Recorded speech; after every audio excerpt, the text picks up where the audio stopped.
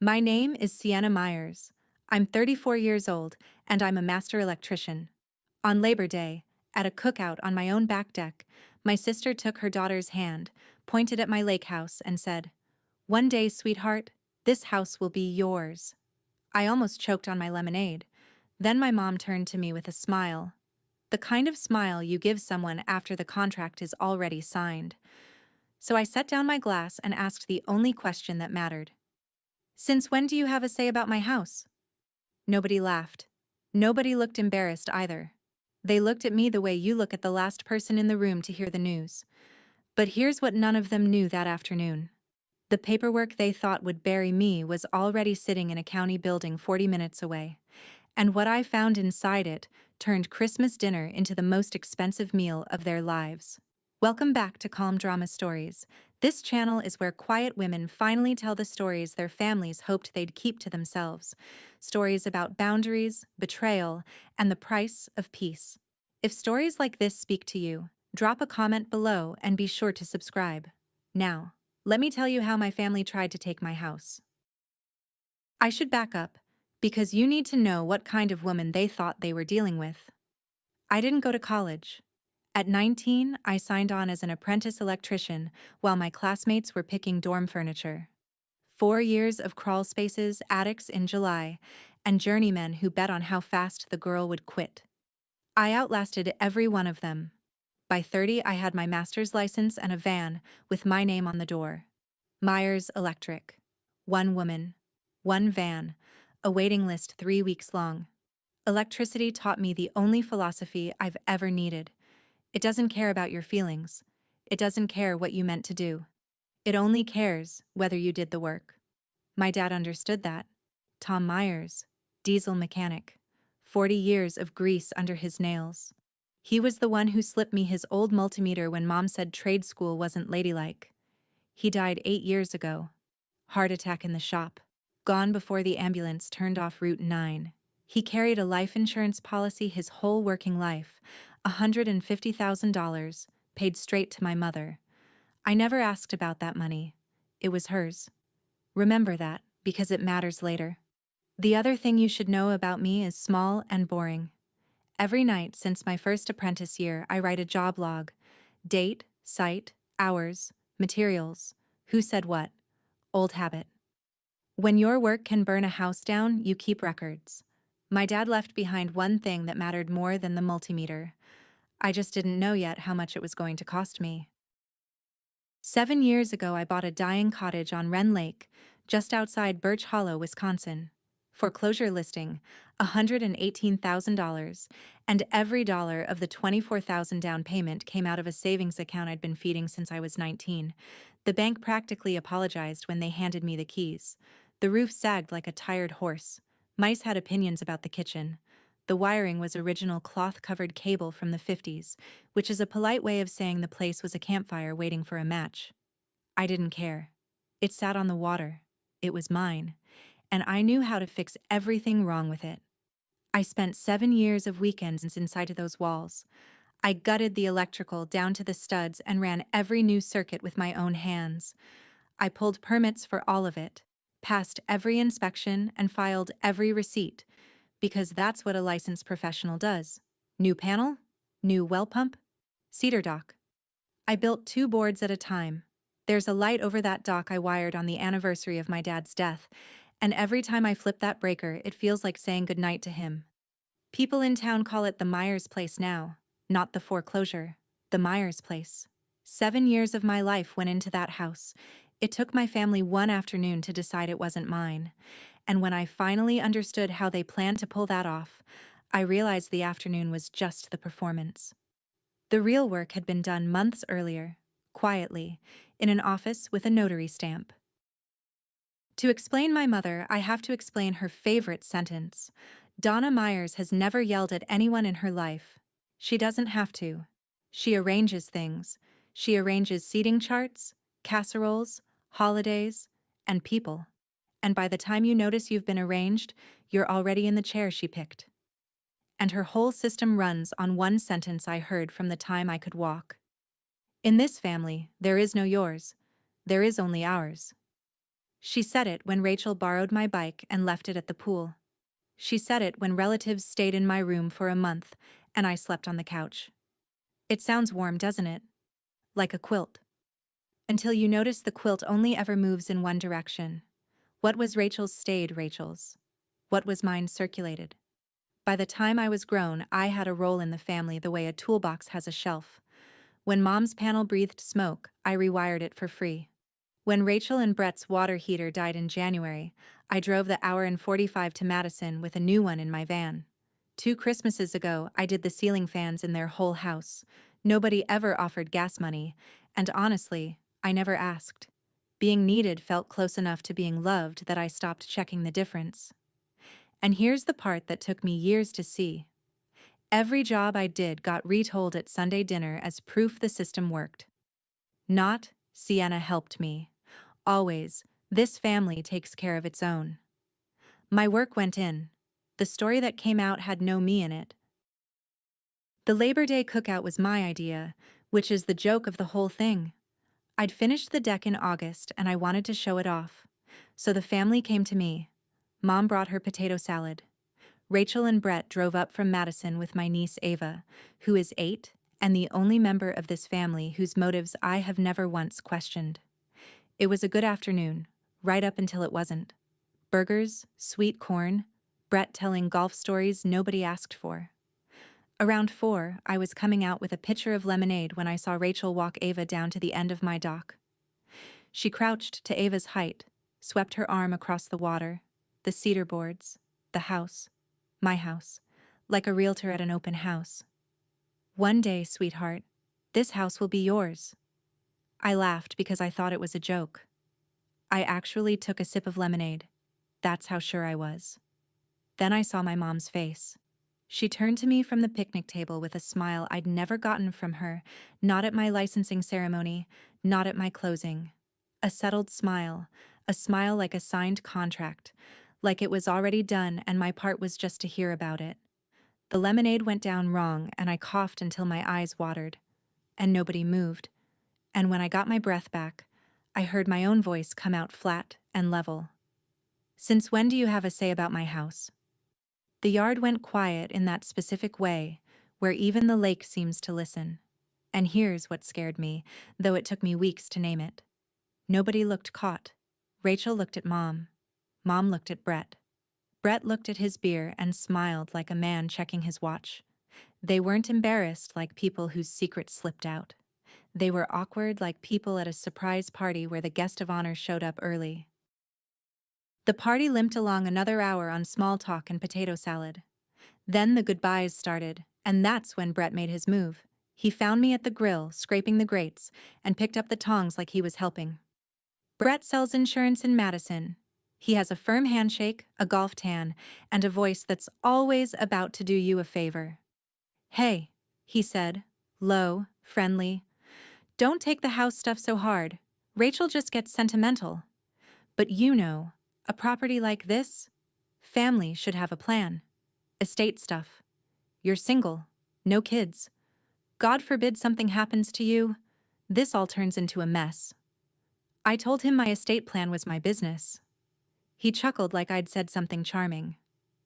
Then he set down the tongs, patted my shoulder twice, and said the sentence I'd replay for the next 3 months.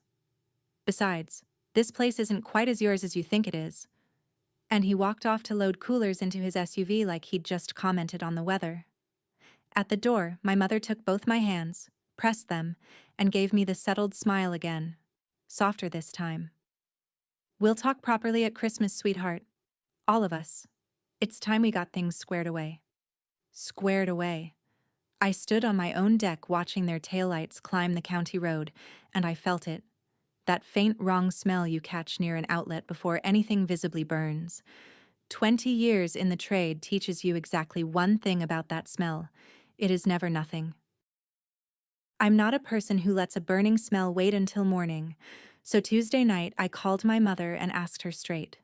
"Mom, what did Brett mean? The house isn't as mine as I think." She did what she always does. She poured warm water on it. "Oh, honey. Brett only means the family should plan together. Your father would want us protected." "Protected from what?" I asked. She sighed the sigh she's been sighing at me since 1998, the one that means I was being difficult again, and changed the subject to whether I was coming for Thanksgiving. I called Rachel next. Rachel went the other way, irritated. Why are you always so defensive? Nobody's taking anything. It's a family conversation. Why can't we ever just have one of those? I wrote both calls down in my job log that night, word for word as best I remembered, dates and times. Old habit. I want to be clear. I heard the alarm. I didn't sleep on it. I just had no idea yet which wall the fire was inside.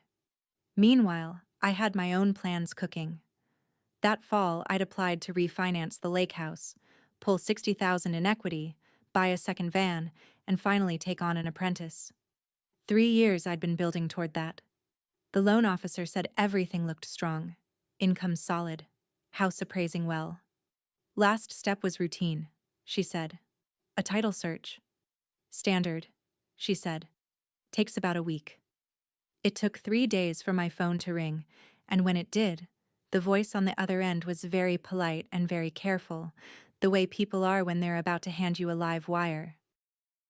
I was on a ladder in a farmhouse outside Birch Hollow, wire strippers in one hand, when the title company called. The woman introduced herself twice, which should have been my first clue. Ms. Myers, we found a recorded mortgage against your property that we need to clear up. A private mortgage. It secures a note for $85,000. I told her that was impossible. I had exactly one mortgage, with the credit union, and I could recite the balance in my sleep. This is a second instrument, she said. Private lender. I asked who the lender was. Paper rustled. And then she said my mother's name. Donna Myers. I stood on that ladder and looked at the stripped wire in my hand for what felt like a long time. There's been a mistake, I said. I never signed anything like that. And she said, gently, the sentence that ended the first 34 years of my life. Ma'am, it's recorded with the county. It's notarized. I'm looking at it right now. Recorded this past June. June. 3 months before the cookout. Before. One day this house will be yours. Before the settled smile. They hadn't slipped up at that barbecue. They'd been reading from a script that was already on file with the county. I climbed down, finished the junction box, because that's what you do, and then I sat in my van and asked her to email me the copy. If you've ever had a stranger read your own family's handwriting back to you over the phone, you know exactly how cold that cold is. Stay with me, because what I did next, I did quietly. And quiet is where this story sharpens. If you're still here, do me one favor and hit subscribe. The quiet ones always finish their stories. The next morning, I drove 40 minutes to the county courthouse and paid $2 for a copy of my own betrayal. The Register of Deeds office smells like old paper and toner, and the clerk was kind in the way people are kind at funerals. She printed the whole instrument: real estate mortgage. Borrower, Sienna R. Myers. Lender, Donna Myers. Principal, $85,000, referencing a promissory note dated 7 years back. The same year I bought the house. As if my mother had lent me the money for it. As if I hadn't pulled that down payment out of my own savings, one teller visit at a time. And there, at the bottom, was my signature. Or something wearing its clothes. Whoever drew it had studied me, I'll give them that. But I've signed thousands of invoices since I was 19, and my M has carried the same long hook on the last leg for 15 years, a little flag I started adding as an apprentice so nobody could pencil in extra line items above my name. This M had no hook. The signature was smooth, careful, and dead, the way handwriting looks when it's been drawn instead of written. Below it sat a notary block, stamped and signed. Dale Hutchins. I knew that name. Dale golfs with Brett every Saturday from thaw to first snow. I stood at the counter and made myself read the recording date again. June 12th. While I was rewiring a dairy barn that week, somebody had walked into this building with a forged note, a forged mortgage, and a friendly stamp, and had quietly nailed an $85,000 lie to my house. The clerk asked if I needed anything else. I said yes, actually. Certified copies, 2 sets. She didn't ask why, and I didn't tell her that one set was for a lawyer I hadn't hired yet. The loan officer called that afternoon with the voice of a woman reading from a script her manager approved. The refinance was paused. Cloud on title, she said. Nothing could move until the second mortgage was resolved, released, or adjudicated. Adjudicated. There's a word you never want attached to your own address. 3 years of planning went into the ice in one phone call. The second van I'd already test-driven. The apprentice posting I'd written and rewritten on my couch like it was a love letter. A 19-year-old somewhere wasn't getting the phone call I'd been dying to make, and she'd never know why. I sat in my van in the courthouse parking lot with the certified copies on the passenger seat. And I want to be honest about what happened next, because it's the whole reason I'm telling this story. Nothing happened. No tears in the parking lot. No screaming phone call to my mother. No message with the word betrayal in it. I reached into the back seat, took out my job log, and opened a fresh page. Date, time, event. Discovered recorded mortgage, county book, and page number. Parties. Donna Myers, lender of record. Dale Hutchins, notary. Suspected drafter, Brett Kowalski. Below that, I wrote the first rule they teach you in troubleshooting, the rule that has paid my bills for 15 years. Never assume the fault is where the smoke is. The smoke was an $85,000 note with my mother's name on it. But current has to come from somewhere. Somewhere upstream, something had shorted hard enough to need a lie this size to cover it. My job was to walk the circuit backward until I found the burn mark. So that's exactly what I did. I started with my sister, and I went in soft on purpose. You don't grab a wire to find out if it's hot. You test it. I called Rachel on a Sunday while she was folding laundry, kept my voice light, and dropped it in sideways. Hey, weird question. Mom's been saying I owe her money on the house. Where's that coming from? And Rachel didn't miss a beat. No pause, no guilt, nothing. Well, you do. From Dad's insurance money.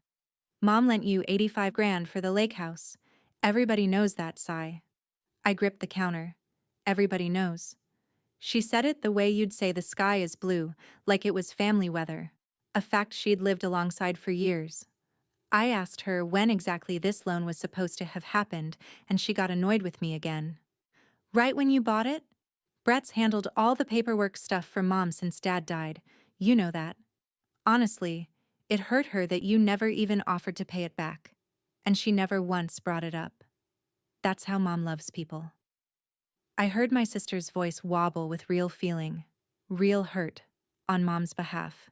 At me, the ungrateful daughter of the story. That's when the floor of it opened up. Rachel wasn't lying to me. Rachel was reciting.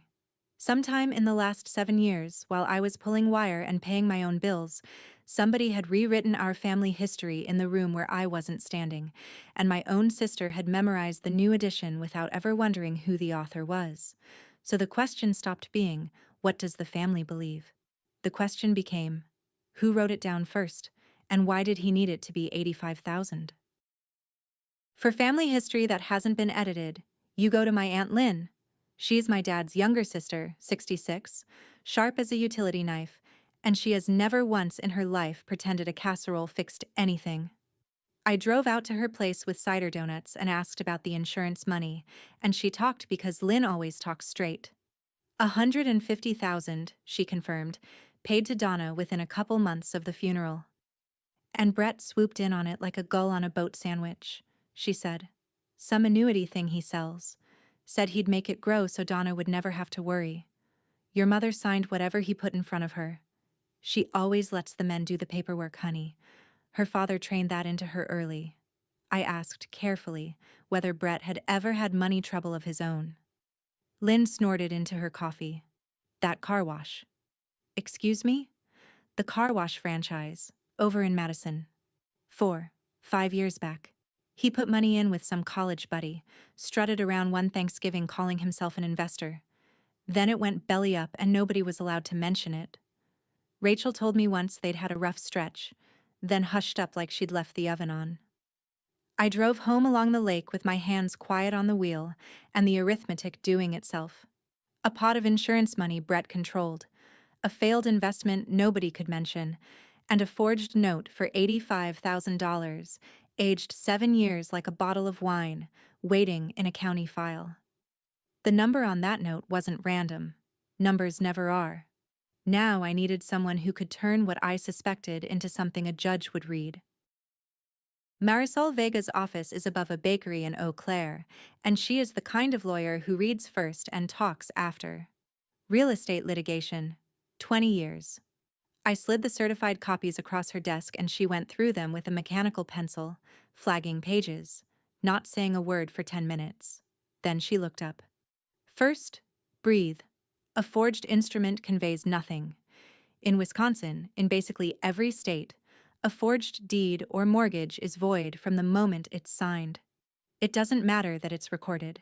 It doesn't matter that it's notarized. Void means it never legally happened.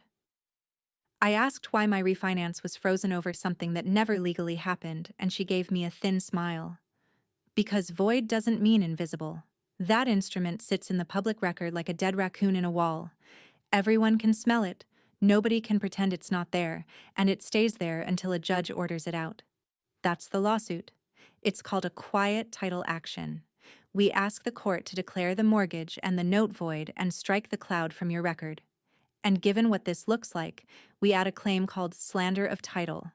They published a false document against your property, and that has cost you real money. Then she laid out what winning requires. Proof the signature is forged. Proof the 85,000 never existed. Bank records, 7 years of them. And the notary. The notary is the soft spot. A notary is supposed to verify you, in person. If he stamped that without you standing in front of him, he's got a license to lose, and men protect their licenses. She quoted the retainer, $7,500, about the price of the van I was no longer buying, and asked one last question. Does your mother know it's forged? I said I didn't know. Vega clicked her pencil twice. With mothers, the question is usually not what they know, it's what they've decided not to know. Then she asked how much documentation I had. And for the first time that whole rotten week, I smiled. That night, I cleared my kitchen table, poured coffee I had no business drinking at 9 p.m., and brought in the gray binder. 3 rings, canvas cover gone soft at the corners, riding in my van since the day I closed on this house. My whole 7 years, hole punched. The job logs, every working day, date and site, and hours in my own hooked M handwriting. Every permit for this house with the county's own date stamps. Every inspection card, signed off.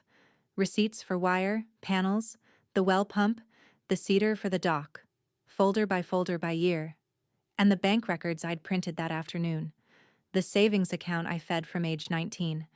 The $24,000 cashier's check for the down payment drawn from it, and 7 years of statements on every account I own, showing one thing with beautiful, boring clarity. No $85,000 ever arrived. Not as a lump, not in pieces, not ever. You can forge a signature. You cannot forge the absence of money. Brett had built his whole story out of one fabricated page. I had 7 years of Tuesdays. I sat there with my hand flat on the binder, and I made the decision that shaped everything after, the one Vega had walked me to the edge of that afternoon. No confrontation, no warning shots. I would not call my mother crying, would not storm Rachel's kitchen, would not give Brett one twitch of the panic that teaches a cornered man to shred paper. I'd stay the daughter they had on file. Helpful, quiet, a little cold since the cookout, nothing more. Thanksgiving would come, and I'd bring the green beans. Christmas would come, and they'd walk into it believing the table was set for me. Let them. Love isn't an invoice, but theft always leaves one. One piece was still missing, though, and I knew exactly which stamp was on it. Dale Hutchins runs a little insurance and tax storefront 2 towns over, and on Saturdays, he golfs with Brett. His stamp sat under my forged signature, swearing to the county that Sienna Myers had personally appeared before him. So Vega wrote him a letter, polite, on letterhead, asking him to confirm the circumstances of the notarization, when, where, what ID he checked. And while he sat on it, we built the trap he'd walk into. Though trap is the wrong word for a thing made entirely of true facts. The note claimed a signing date. The acknowledgement claimed I'd appeared. So I went to the binder and pulled that week. My own job log put me on the dairy barn rewire 2 hours away. And better. I was subbed in under a general contractor who keeps signed daily timesheets. 12-hour days, all week, my signature, hooked M and all, on every sheet, countersigned by his foreman. On the day Dale swore I stood in front of him, I was 2 hours away with my arms inside a conduit run, and the paper trail was thick enough to stand on. Dale's first reply was lawyer-shaped fog. He notarizes many documents, doesn't recall specifics. Vega answered with one paragraph that mentioned the state's notary regulations, the words revocation and referral, and a deadline. He called her office before the week was out. He'd signed as a favor, he admitted. Brett had brought a stack of family paperwork, said everyone had already signed, and Dale stamped it at his golf buddy's word, without me in the room, without me in the building, without ever meeting me in his life. He put it in an affidavit to keep his license breathing. Paper? Check. Money trail? Check. Now I wanted the one thing missing from my binder. His voice, saying it out loud. Before I could arrange that, my mother summoned me to dinner. Second Sunday of November, her house in town, 20 minutes in from the lake. Pot roast, the good tablecloth, candles. My mother sets a beautiful table when she's about to arrange you. She waited until I had food in front of me, then patted my hand and began.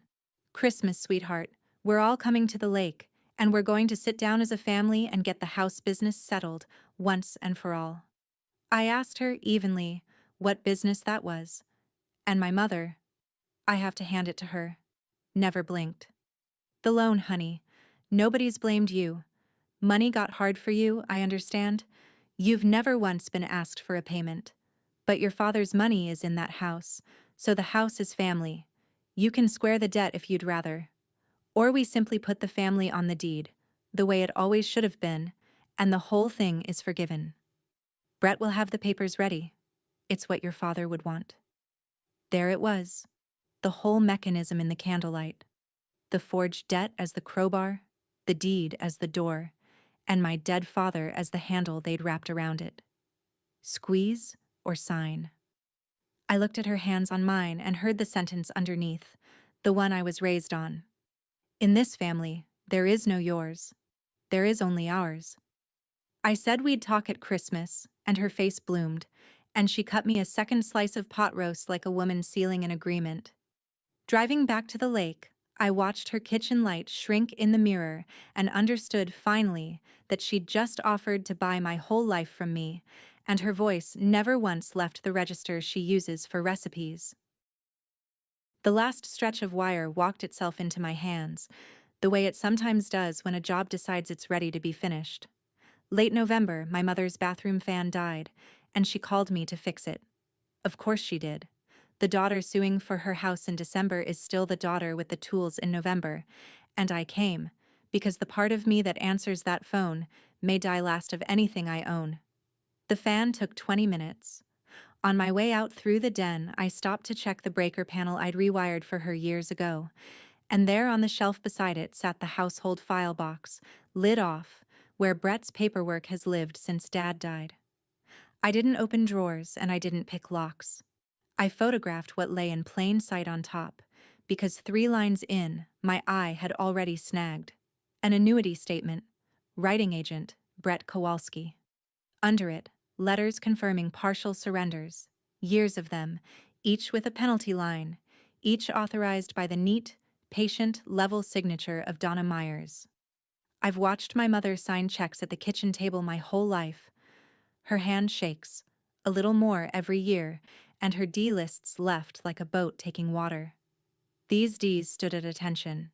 Every one, every year, identical. At home, I laid the photos beside my own forged note, and the handwriting told one story twice.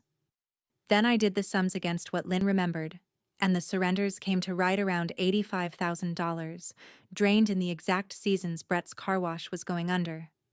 He hadn't only forged my name once, he'd been forging hers for years, bleeding my father's insurance money out the back of that annuity, and when the hole got too big to hide from a widow who might someday ask, he'd stitched a false skin over it with my house. The loan story gave the missing money somewhere respectable to have gone, which left one question I genuinely couldn't answer yet. Was my mother his victim? Or just his silent partner in not asking? Wisconsin is a one-party consent state. That's the dry little fact this whole next part turns on, and Vega confirmed it before I moved. If I'm part of the conversation, I can lawfully record it, no permission needed from the other party. So the first week of December, I called Brett and asked to meet for coffee in Madison. Just us. I want to get to a good place before Christmas, I told him, and I let my voice sag exactly enough. He picked the coffee shop near his office where the guys from his firm could see him through the glass, being magnanimous. He ordered a caramel thing with a lid swirl and spent 5 minutes on the drive up from his golf trip. Then he leaned in, warm as a space heater, and did what men like Brett always do when they think they've won. He explained it to me.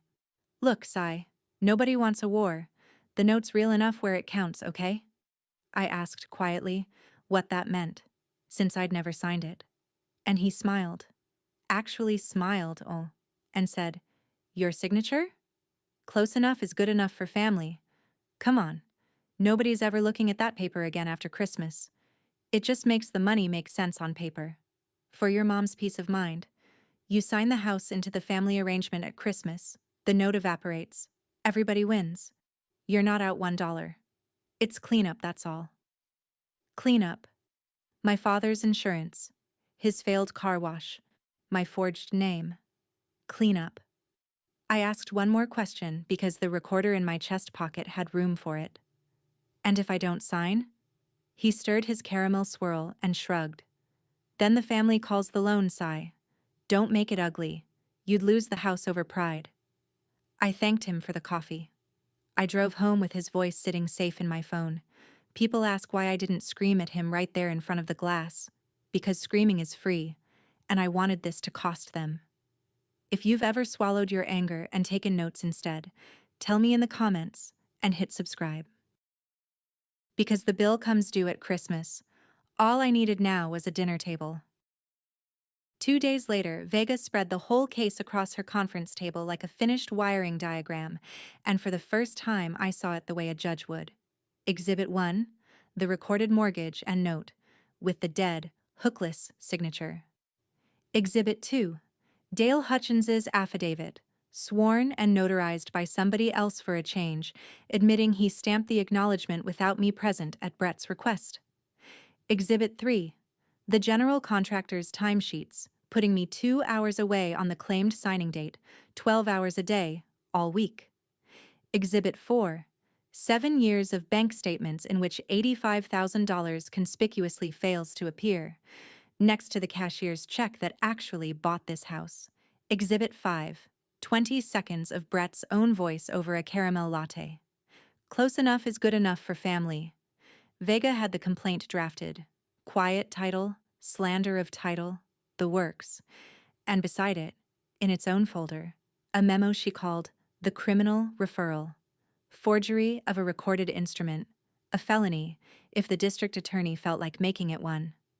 We don't fire that, she said. We just make sure they know it's loaded. Then she walked me through the choreography. File now, and have the papers served after the holiday, so the family would sit down at Christmas with the lawsuit already alive in the system whether they behaved or not. You can end this 2 ways, she said.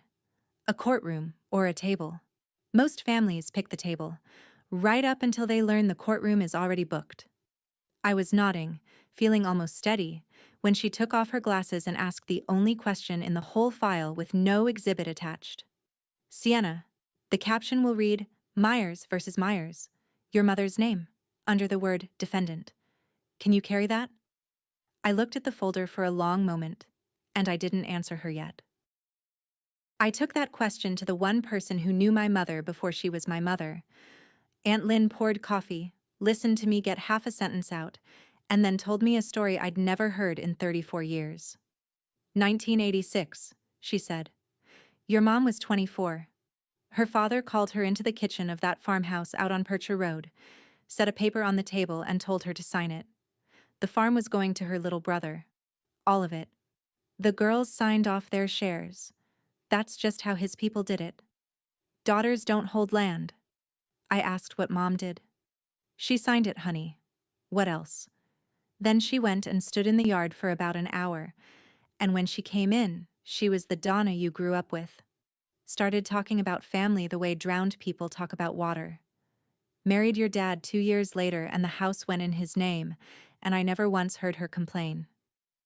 Lynn turned her cup a slow half-circle. Your mother wasn't born believing in ours, Sienna. She was built into it. Now she's the one holding the bill pad, and I don't think she can tell anymore whether she's collecting or paying. I sat in my truck outside Lynn's place for a long time, and I'll tell you the truth of what happened in that cab. The need I'd been strangling all fall got loose and made its case. It said, $85,000 is just money. You've rebuilt bigger wrecks than her. Pay it. Absorb it. Keep your mother. I sat with that until my hands got cold. Then my phone lit up. Not a Christmas card. A letter had come to the house, and the return address was a law office. The letter was on cream paper from a Madison firm I'd never heard of, and it was addressed to me like I was a stranger, which, credit where due, was the most honest thing my family had put in writing all year. Promissory note in the amount of $85,000. Demand for payment in full, plus accrued interest by December 31st. Failure to cure, it said, would leave their client no choice but to pursue all remedies, including foreclosure under the recorded mortgage. Their client, Donna Myers. My mother had hired a lawyer to foreclose on her own daughter by New Year's, and while that letter was in the mail, the other half of the operation was already running, because that same week my phone started warming up with relatives. A cousin, just checking in, who worked around to how hard this all was on my poor mother. Then my great-aunt calling from Arizona, pained. Sienna, honey, whatever's gone on, just pay your mother back. It's only money. It's your mother. Somewhere between the pot roast and the demand letter, Donna had rolled out the family edition of events, the one where I'd taken my dead father's insurance money and grown too proud to repay it. My name was being quietly rewired in a dozen kitchens across 3 states, and there was no version of the truth I could tell that didn't sound like an ungrateful daughter making ugly accusations at a grieving widow. So I didn't tell any. I punched the letter into the binder, front section, where Vega's paralegal would scan it in the morning. Because a demand letter built on a forged note isn't pressure. It's evidence with a postmark. They wanted me cornered before Christmas. They forgot who they were dealing with. Corners are where the main panel goes. Rachel called me at 11:40 on a Tuesday night, which is not a Rachel hour, and her voice came out small in a way I hadn't heard since we were kids sharing a wall. See, Brett said you signed it. The note. You did sign it, right? And there it was, at last. A question mark. The first one my sister had spent on this in 7 years. I stood at the kitchen window looking at the frozen lake and felt the old pull to dump everything. The hookless M, the timesheets, Dale's affidavit, the caramel latte confession sitting in my phone like a loaded staple gun. Vega's voice in my head said, "Not yet, not through her. She sleeps next to him." So I gave my sister one sentence to take to bed instead. Ask him to show you the pen I used. Silence, long enough that I could hear their refrigerator hum in Madison. When Rachel spoke again, she wasn't defending anybody anymore. She was somewhere out past that, in open water. Whatever you think you have to do, she said, don't do anything crazy at Christmas. Please, Ava will be there. I told her the truest thing I said all December. Rachel, I'm not the one you should be saying that to. After she hung up, I stood there a while, watching snow start over the lake, and understood that the job at that dinner had changed shape on me. The deed would survive Christmas fine. Vega had seen to that. But there was going to be an 8-year-old in my living room while the grown-ups took the family apart. A girl who'd been promised my house the way you promise, a kid the moon, meaning nothing, costing everything. Whatever I did at that table, I would do it in a way Ava never had to watch. December 18th, 4 in the afternoon, Vega's conference room with the bakery smell coming up through the floor. The complaint sat squared on the table, and the caption ran exactly the way she'd warned me it would. Sienna R. Myers, plaintiff, v. Donna Myers, Brett Kowalski, and Dale Hutchins, defendants. My mother's name. Under that word. I read it top to bottom twice. Every count. The quiet title, the slander of title, the declaration that the note and mortgage were void, forged, legal nothings. It was all true, and it was all mine, and signing it meant becoming a woman no one in my family had ever been.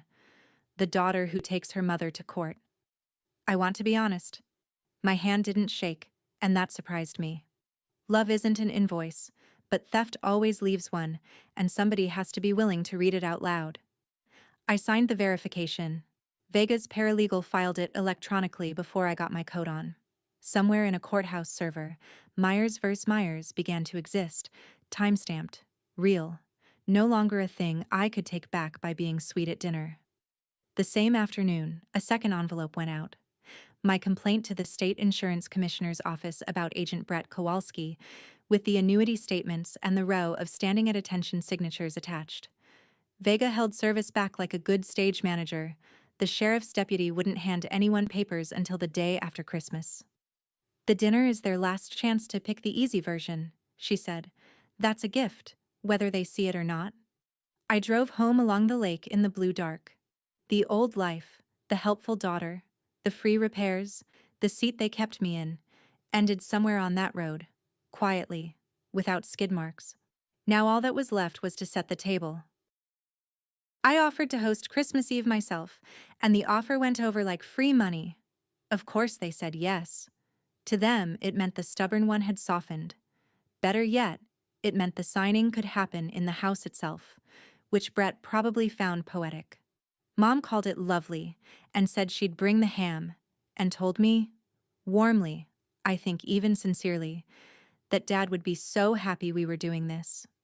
I spent the 23rd cooking like it was a real Christmas, because for one person in that house it would be. Ava was coming. So, the good tablecloth, cocoa mix, a gingerbread kit for the coffee table, white lights on the porch, every circuit of them mine. I hung a wreath on the front door and caught myself standing back to check it was centered, the way you do when your mother is coming, and I noticed, with something between a laugh and a bruise, that after everything, some stubborn breaker in me still wanted Donna Myers to walk in and say the wreath looked nice. Knowing better all fall hadn't tripped it. Maybe nothing ever would. In the kitchen drawer, under the pot holders, waited the other Christmas, the gray binder, tabbed and ordered, and 2 brown envelopes with Vega's letterhead inside. My phone sat charged to full, the recording cued, tested twice.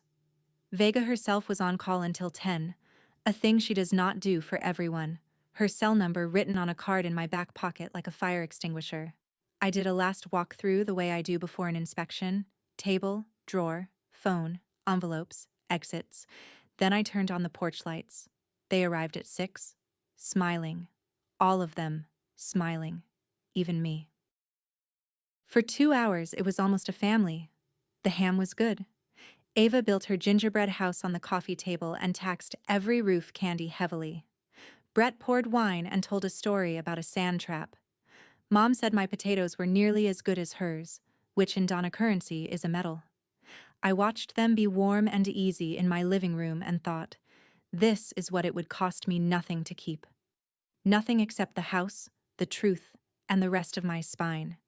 Then, at 8, with cocoa on the stove for Ava, I saw my mother catch Brett's eye and nod, the smallest arrangement of the evening. Brett wiped his mouth, went to his coat, and came back with a leather folder, the kind with a zipper, and set it by the gravy boat like a 5th dish. So, he said, Sonny, before it gets late, family property agreement, clean and simple. Donna and Rachel go on the deed with you. The note gets torn up the same night. And this beautiful place is officially what it's always really been. Ours. He unzipped the folder. The papers inside were laser crisp, tabbed where I was meant to sign, and across the table he set a fat black pen down and turned it, deliberately, so the tip pointed at me. My mother folded her hands and smiled the settled smile, the Labor Day smile, the one from the dock. Rachel looked at her plate. In the living room, Ava hummed to her gingerbread. I looked at the pen aimed at me across my own tablecloth, and I stood up, and I heard my voice come out the way it does on a job site when something is about to get shut off. Before anyone signs anything, I have 2 envelopes of my own. First things first. I walked to the living room, crouched by the gingerbread house, and told Ava the upstairs TV had the good Christmas movies and she could take the whole candy bowl with her. Rachel understood before I'd finished the sentence. Mothers hear rooms change pressure. And she took Ava up herself, tucked her in with the movie loud, and came back down with her arms crossed over her sweater like a woman walking into weather. I'll always give my sister that. She came back down. Then I opened the kitchen drawer and set the evening's real place settings next to Brett's leather folder. The gray binder. 2 brown envelopes. Brett's smile developed a support beam.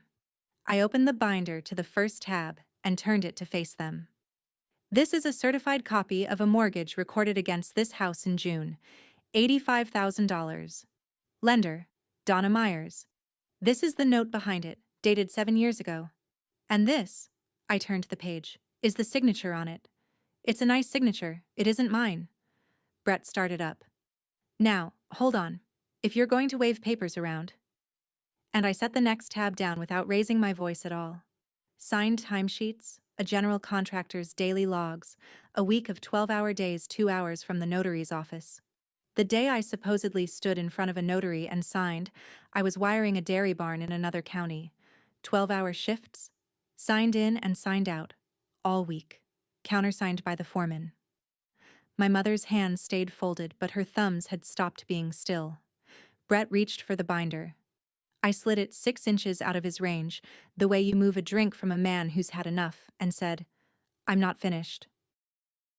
I turned to the next tab. Dale Hutchins signed an affidavit 3 weeks ago. He never met me, Brett. Not once in his life. He says you brought him a stack of family paperwork and told him everyone had already signed, and he stamped it as a favor. He put that in writing to keep his license. Brett's tan started working alone. The skin under it had gone to drywall. Then there's the money. I laid down the bank tab. 7 years of statements. Every account I have. $85,000 never arrived. No lump, no pieces, nothing. You can forge a signature. You can't forge money that never moved. And then I took out my phone, set it flat in the middle of the tablecloth like a trivet, and pressed play. 20 seconds. His own voice, cheerful, caramel smooth, filling my dining room. Your signature? Close enough is good enough for family. It just makes the money make sense on paper. Sign the house into the family arrangement at Christmas, the note evaporates, everybody wins. Brett came out of his chair so fast it went over backward, and the crash rolled through the house like a breaker slamming. "You recorded me!" he shouted, finger out, wine sloshing. "That's illegal, you can't." "One-party consent," I said. "Wisconsin, I was the one party. Check with your lawyer, you'll have one by Thursday." But here's the thing I noticed, the thing I'll remember on my last day. My mother wasn't looking at the phone. She was looking at the last thing I'd laid down, photographs of annuity surrender forms from the file box beside her own breaker panel, years of withdrawals, each one authorized by a Donna Myers signature that stood straight and steady and identical, while her real hand has listed left and trembled worse every year of her widowhood.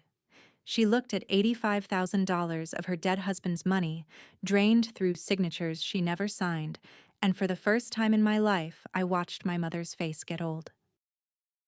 Then she closed it like a store for the night, looked up at me and said, cold and even, "In this family, there is no yours." I nodded, because I'd been waiting my whole life to finally hear it plainly. "No, Mom. In this family, there was no me." I picked up the first brown envelope and put it in front of Brett, on top of his leather folder, which had stopped existing as far as the table was concerned. Envelope A, my lawyer drafted it. It's a written confession and settlement. You admit you fabricated the note and the mortgage. in a form we can record, so the county file gets cleaned of your fingerprints. You self-report to the state insurance commissioner within 30 days. And you pay my mother back the $85,000 you took out of Dad's annuity, on a schedule, every dollar. In exchange, I drop my damages claim, and I don't spend one more calorie helping the district attorney find you interesting. Then the second envelope, in the middle of the table, for everyone. Envelope B is a courtesy copy. Myers versus Myers. Quiet title, slander of title, forgery. Filed 6 days ago. It's already alive. A deputy serves it the day after tomorrow, no matter what happens to the ham. The lawsuit exists either way. Tonight only decides how it ends. Brett cycled through his whole catalog then, and I stood still for all of it. The bluster. No court's going to take your word. The bargaining. Okay, look. The note goes away. We tear it up right now. Clean slate. And finally, quieter, with his tie crooked. Something close to honest. See. The franchise was already under. I was going to put it all back. It was family money, it wasn't. It wasn't stealing. From the kitchen doorway, where she'd stood with her arms crossed since she came back down, my sister spoke for the first time all night, and her voice had gravel in it I'd never heard. The car wash, Rachel said. You told me your mother helped us through that year. Brett shut his eyes. And that sound you couldn't hear. That was 17 years of a marriage recalculating. Rachel walked to the table, red envelope A standing up. All of it. Then set it down in front of her husband and put her hand flat on top. Sign it, she said. Or I will drive her to the district attorney myself, and I'll carry the binder. That was when my mother stood up. Not fast. She rose the way she rises at the end of Thanksgiving, hostess straight, gathering the room to herself, and she looked at me. Past the binder, past Brett sweating over the envelope, past her own forged name lying face up on the table. And she said it with no heat at all, which is how I knew she meant it as law. If you make him sign that, you are not my daughter anymore. The room stopped. Rachel's head came around. Brett froze mid-reach like a man in musical chairs. And I stood there at the head of my own table and finally saw it whole. She'd watched the evidence come down layer by layer. The forged note, the tapped dry annuity, her own stolen signature. And the crime she chose to name was mine, the disobedience. She would forgive the man who robbed her before the daughter who proved it. And that wasn't madness. That was the house style. The one her father taught her at a farmhouse kitchen table in 1986, with a paper and a pen and a sentence about what daughters don't hold. And she had been paying that bill forward for 40 years, and here it was at last, arriving at me, the way it had arrived at her. Take the family, or take what's yours. For one breath, I saw the yard she must have stood in for an hour at 24, and I understood I'd spent 34 years being billed for a debt she'd never once been able to say out loud. Then I picked up the pen. My pen. From the kitchen drawer, not Brett's fat black one. And I slid it across the tablecloth to Brett, and I heard my own voice come out level and done. Then I guess I was never your daughter. Just your contractor. Brett looked at Rachel. Rachel didn't blink. He signed all 4 places, and his signature, I noticed, came out shaky and alive. The only honest one on any paper in this story. My mother took her coat off the hook, stopped 1 second in front of the wreath on my door, and walked out into the snow without turning around. The door clicked. That was all. The car pulled away and the house went quiet the way it does after a breaker trips. One hard thud, then nothing but everything still standing. Brett sat with his hands flat on the table, staring at the folder he'd zipped shut, and asked, to nobody in particular, if he could still be there in the morning. Rachel said, "You can drive me and Ava home. Then we'll see about mornings." I photographed every signed page and sent the scans to Vega, who answered from her sister's Christmas party in under a minute. Received. It's done.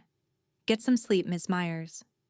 Rachel and I did the dishes side by side without a word, the way we used to when we were short enough to need the step stool, and somewhere around the roasting pan she finally said it. I didn't know, Si, But I didn't look either. That's not the same as innocent, is it? I handed her the towel. No, I said, but it's the start of something better. Upstairs, Ava was asleep in the glow of the TV menu screen with the candy bowl defended in the crook of her arm, and I stood in the doorway a minute and let Christmas be Christmas. Then I went down and turned the house off, switch by switch, every circuit mine, until just the dock light was left burning out over the ice, the one I wired for my dad. Good night. The paperwork took another 9 weeks. The quiet took longer. 9 weeks later, on a gray Thursday in February, a circuit court judge signed the order in Myers versus Myers. The note and the mortgage were declared void. Forged, legal nothings, struck from my title like they'd never breathed, and the county record went back to saying the one true thing it had said for 7 years. This house belongs to Sienna R. Myers. Brett's recorded confession made it a stipulation, not a war. Nobody testified. Nobody's Christmas got subpoenaed. Vega billed me, shook my hand, and told me I was the best documented client of her career, which from her is roughly a parade. The refinance closed in March. The second van is white and ugly and perfect. And in April, a 19-year-old named Dakota with a nose ring and a dead serious notebook became Myers Electric's first apprentice. She writes everything down. I didn't even have to tell her. Brett self-reported, per the agreement. The insurance commissioner's office opened its file, and by summer his license was gone. Turns out regulators read confessions all the way through. He pays my mother back monthly, on a schedule with teeth in it. Rachel took Ava to her own place for a while. I don't know what happens to that marriage, and it's not my circuit to trace. What I know is that my sister calls before she visits now, asks instead of assumes, and shows up some Saturdays with coffee and a level, learning which end of a screwdriver is which. Rebuilding with boundaries is slower than believing. It also actually holds. My mother has not spoken to me since the door clicked. She cashed Brett's first repayment check. I know that much. And at Easter she told a table full of relatives, her side of a story I've stopped auditing. Some of them believe her. I let them. I spent my whole life trying to win a case in a courtroom that was never going to seat me, and I'm out of filings. She kept her word, is how I've come to think of it. It's the first bill she ever sent me honestly. And in May, on the first warm Saturday, Ava stood on my dock throwing bread to fish that don't need it, and out of nowhere, the way kids drop grenades, she asked, "Is this house really going to be mine someday?" I sat down on the warm cedar next to her and took my grandfather's old yellow-handled screwdriver